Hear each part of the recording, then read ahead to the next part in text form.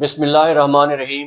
शुरू अल्लाह ताला के बबरकत नाम से जिसके कब्ज़ाए कुदरत में मेरी आपकी हम सब की जान है।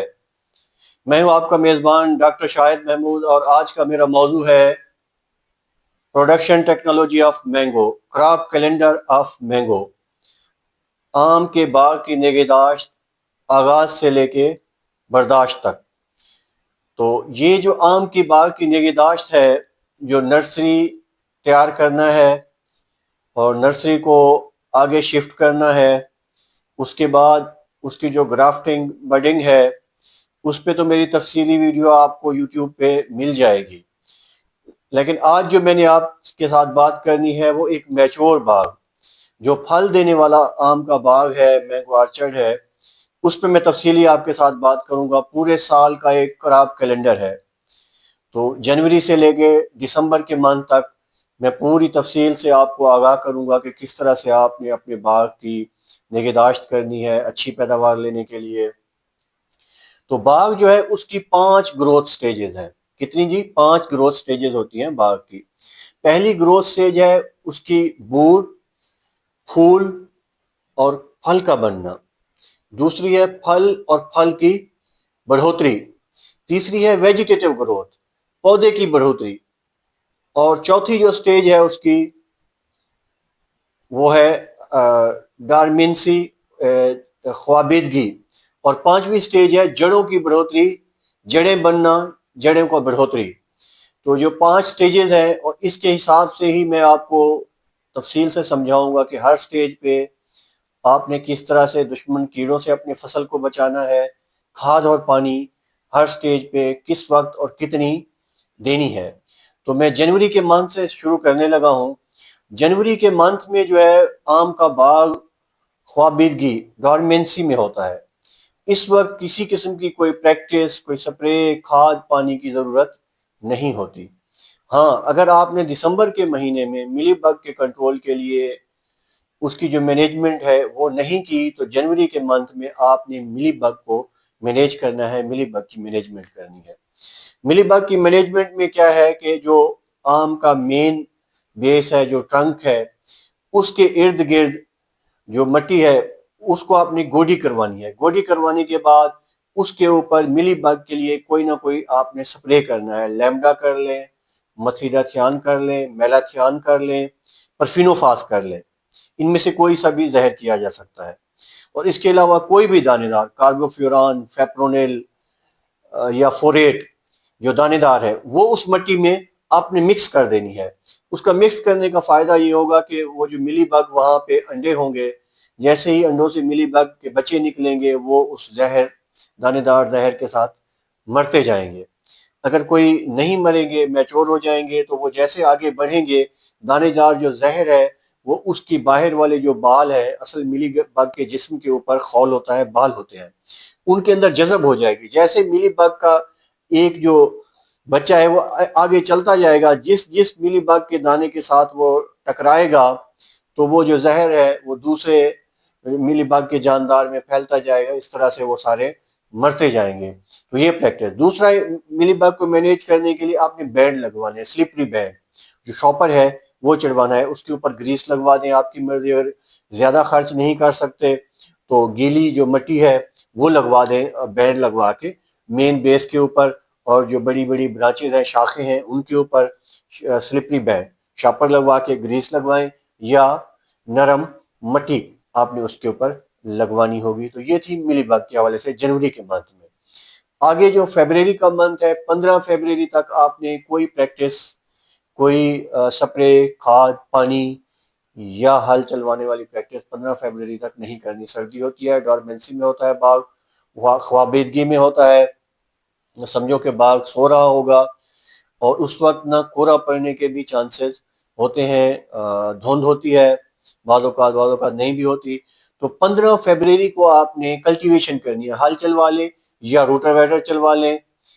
तो ये दो चीजें, हल या रोटावेटर चलवाएंगे आप, ताकि बाग के अंदर जो है ना गैस निकले, बाग की जड़ी बूटियों का भी कंट्रोल हो और बाग की डॉर्मेंसी ब्रेक डाउन हो। तो जो इंसेक्ट पेस्ट हैं वो भी निकल के बाहर आए, ताकि बाद में जो आप स्प्रे करेंगे उससे वो उनका खात्मा हो जाए। कंट्रोल हो जाए। 15 फरवरी की मैं बात कर रहा हूँ। आपने हल चलवाना होगा या रोटावेटर चलवाना होगा, और 15 फरवरी को ही आप 15 से 20 फरवरी के दरमियान एक आप स्प्रे करेंगे मैंगो हापर को कंट्रोल करने के लिए, एंथ्रेक्नोज मूसड़ी के लिए, और डार्मेंसी को ब्रेक करने के लिए नाइट्रोपोटाश या पोटाशियम नाइट्रेट का आप मिक्सचर बना के स्प्रे करवाएंगे। तो स्प्रे में ना मैंगो हापर के लिए आप बाइफेंथ्रीन ऐड करें, वो मैंगो हापर को भी कंट्रोल करेगी और मैंगो मिजेस के लिए भी वो फायदेमंद साबित होगी। या आप लैम्डा भी कर सकते हैं, बाइफेंथ्रीन या लैम्डा दोनों में से कोई एक आपने करवानी होगी। उसके साथ आप अमेडा मिलवा दें या थायोमेथोक्साम मिक्स करवा दें, तो वो जब दो जहर हो जाएंगे तो उनकी ताकत जो है वो बढ़ जाएगी। और नाइट्रो पोटाश एक उसमें ऐड कर दें। और फंगस वाली मुंह सड़ी एंथ्रेक्नोज के लिए डाइफिनाकोनाजोल, थायोफिनेट मिथाइल, इजॉक्सिस्ट्रोबिन, इन तीनों में से, या आप कॉपर ऑक्सीक्लोराइड भी डाल सकते हैं। चारों में से कोई एक आपने वो मिक्स करनी होगी। तो ये हो गया जी फरवरी के मंथ का। फरवरी में कोई खाद, कोई इरिगेशन नहीं करनी। उसके बाद आपने मार्च के महीने में जाके पहला हफ्ता मार्च का गुजार के एक स्प्रे और करवाना होगा। वो आप करवाएंगे powdery mildew, blossom blight, mango hopper, mango midges के लिए। उसमें आप डाइनोटिफ्यूरान या थायोमेथोक्साम मैंगो हापर के लिए, मैंगो मीजेस के लिए आप बाइफेंथ्रीन मिक्स करवा लें। और पाउडरी मेल्ड्यू के लिए पेनकोनाजोल, या आप उसमें कोई और भी कार्बेंडाजम है वो भी मिक्स कर सकते हैं। पेनकोनाजोल है, प्रोपिकोनाजोल है, तो वो आपने करवाना होगा पोल्ट्री मेल्ड्यू के लिए। इजॉक्सिस्ट्रोबिन या डाइफिनाकोनाजोल भी आप उसमें मिक्स करवाएंगे मुंह सड़ी एंथ्रेक्नोज ब्लॉसम ब्लाइट के लिए। तो ये दवाइयां होंगी। और इस स्टेज पे बोरान भी आपने जरूर मिक्स करवानी है ताकि पोलिनेशन का जो अमल है वो बेहतर हो और जो आपका बूर है, फूल है, वो दाना बने। आपको पता है कि एक जो फूल है, एक जो क्लस्टर होता है फूल का बंच, उसमें से 600 से 1000 फूल होते हैं एक में। तो वो जो सारे फूल है वो दाना नहीं बनते। तकरीबन आधे से 1% फूल ही दाना बनते हैं। और वो जो 1 या आधा% फूल दाना बनते हैं वो भी सारे कामयाब नहीं होते। उसमें भी जाके 0.01% जो दाना है वो मैच्योर होता है, पूरी अपनी उम्र को पहुंचता है। तो ये आपने करवाना होगा। और जो 15 मार्च के बाद, 15 मार्च से 20 मार्च 25 मार्च तक आपने इरिगेशन पानी लगाना होगा। और इस इरिगेशन पानी के साथ आप खाद भी अप्लाई कर सकते हैं। तो खाद काफ़ी सारे लोगों का अपना तजर्बा है। कुछ लोग डीएपी करते हैं, कुछ एनपीके, कुछ अमोनियम सल्फेट करते हैं, कुछ गुआरा खाद, केन गुआरा भी इस्तेमाल करते हैं, कुछ यूरिया भी। तो मेरा भी क्योंकि व्यापारी हजरात के साथ करीबी ताल्लुक है और 16 साल से मैं बाहर की फील्ड के साथ मुंसलिक हूँ, तो मेरा जो तजर्बा है, सबसे बेहतर जो खाद इस वक्त है वो अमोनियम सल्फेट 2 किलोग्राम और 1 किलोग्राम एसओपी पोटाश फी पौधा आपने इस्तेमाल करनी है खाद। इसी तरह से अप्रैल के महीने में आपने देखना है कि अगर पाउडरी या मैंगो हापर का खतरा है तो उसके लिए आप एक स्प्रे और करवाएंगे। इस तरह से आपने फिर फ्रीक्वेंट इरिगेशन देनी है, बार बार बाग को पानी लगाना है। मार्च के आखिरी हफ्ते में जाके और अप्रैल के पहले जो 2 हफ्ते हैं ये बड़े क्रिटिकल होते हैं। टेम्परेचर क्योंकि बढ़ रहा होता है, अगर 30 सेंटीग्रेड से ज़्यादा टेम्परेचर हो जाए मार्च में तो हीट वेव का खतरा होता है। तो उससे आपने अपने बाग को बचाना होगा फ्रीक्वेंट इरिगेशन करके और अमाइनो एसिड या एनपीके का स्प्रे करके आपने हीट वेव से अपने बाग को बचाना होगा। इस तरह से आप फ्रीक्वेंट इरिगेशन करते जाएंगे। और आगे जैसे गर्मी बढ़ेगी, लू चलेगी, लू और गर्मी बाग के लिए बड़ी फायदेमंद होती है। उससे आम का जो साइज है वो बनता है।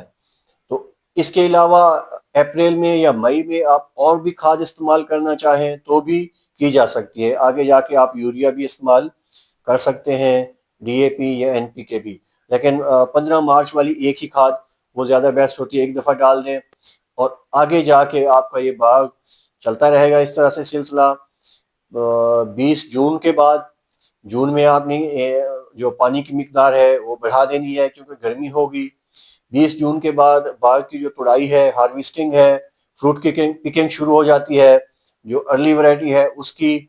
इसी तरह जुलाई में जाके जो चौसा और वैरायटी है जो मेन वैरायटी है पाकिस्तान की और बांग्लादेश इंडिया की, उसकी पिकिंग हार्वेस्टिंग शुरू हो जाती है, वो होगी। फिर सितंबर और अगस्त के आखिरी हफ्ते सितंबर में जाके जो लेट वैरायटीज़ है, सफ़ेद चौसा है लेट और काला चौसा है दूसरी वैरायटीज़ हैं, उनकी भी जो हार्वेस्टिंग है पिकिंग है वो शुरू होती है। तो जब ये हार्वेस्टिंग का टाइम होता है उस वक्त फ्रूट फ्लाई का हमला होता है। फ्रूट फ्लाई के लिए जो जिनसी फंदे वो डब्बे हैं वो लगवाएं, प्रोटीन हाइड्रोलेज का जो है ना वो स्प्रे करवाया जा सकता है, या ट्राइक्लोरफॉन का भी आप फ्रूट फ्लाई के लिए स्प्रे करवा सकते हैं। फ्रूट फ्लाई को कंट्रोल करना इंतहाई ज़रूरी होगा। जब बाग की हार्वेस्टिंग हो जाए, फल की तुड़ाई हो जाए, उसके बाद आपने खाद एक फर्टिलाइजर ज़रूर इस्तेमाल करनी है।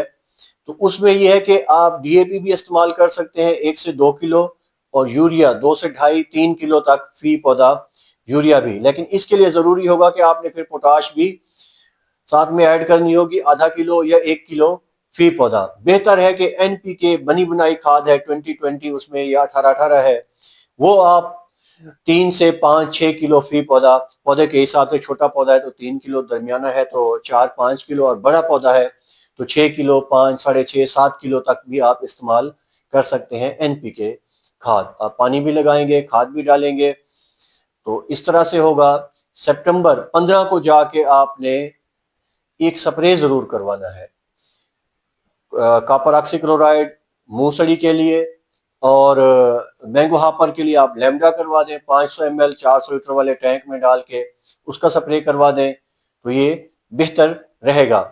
सितंबर 15 के बाद अक्टूबर एंड तक आपने एक प्रूनिंग शाख तराशी जरूर करवानी है बाग की।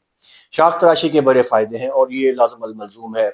शाख तराशी के लिए मेरी एक अलहदा से यूट्यूब पे वीडियो मौजूद है, आपने वो लाजमन देख लेनी है। तो इसके बाद अगर आप पेक्लोब्यूट्राजोल दवाई इस्तेमाल करना चाहते हैं तो वो भी की जा सकती है। पेक्लोब्यूट्राजोल जो दवाई है आपने वो सितंबर अक्टूबर के मंथ में ही इस्तेमाल करनी है। अक्टूबर 25 के बाद पेक्लोब्यूट्राजोल हरगिज इस्तेमाल न करें।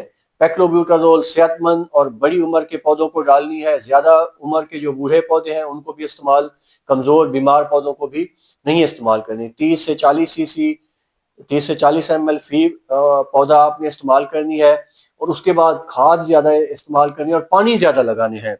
तो नुकसान कोई नहीं है, फायदा है पेक्लोब्यूट्राजोल का, लेकिन उसके लिए शर्त यही है कि पानी ज्यादा लगाएं और खाद खुराक का ज्यादा इस्तेमाल करें। जप्सम भी आपने इस्तेमाल करनी है हर साल 10 किलोग्राम फी पौधा, वो भी तुड़ाई के बाद हार्वेस्टिंग के बाद ही इस्तेमाल होगी। नवंबर और दिसंबर जनवरी में आपने कोई प्रैक्टिस, कोई पानी, कोई खाद नहीं डालना। ये 3 महीने 3 से 4 महीने बाग जो है ना ख्वाबिदगी डारमेंसी में होता है। हाँ, अलबत्ता दिसंबर के महीनों में मिली बग के कंट्रोल के लिए आपने मैनेजमेंट करनी होगी, नीचे स्प्रे भी करना होगा, और स्लिपरी जो बैंड्स हैं ग्रीस लगा के वो भी लगाने होंगे। तो ये जो आज की मेरी वीडियो थी बाग के हवाले से थी। इस तरह से आप अपने बाग की फसल को अच्छे तरीके से मैनेज कर सकते हैं, अच्छी पैदावार ले सकते हैं। अगर मेरी वीडियो आपको अच्छी लगी है तो मेरे YouTube के चैनल को सब्सक्राइब करें, लाइक करें, शेयर करें, बेल के बटन को दबा दें, ताकि इसके बाद भी आने वाली जो मेरी मालूमाती वीडियोस है वो आप तक बआसानी पहुंचती रहे। तो मेरी दुआ है कि अल्लाह ताला आपके, मेरे, हम सब के रिज्क में इजाफा करे। जज़ाकल्लाह खैर।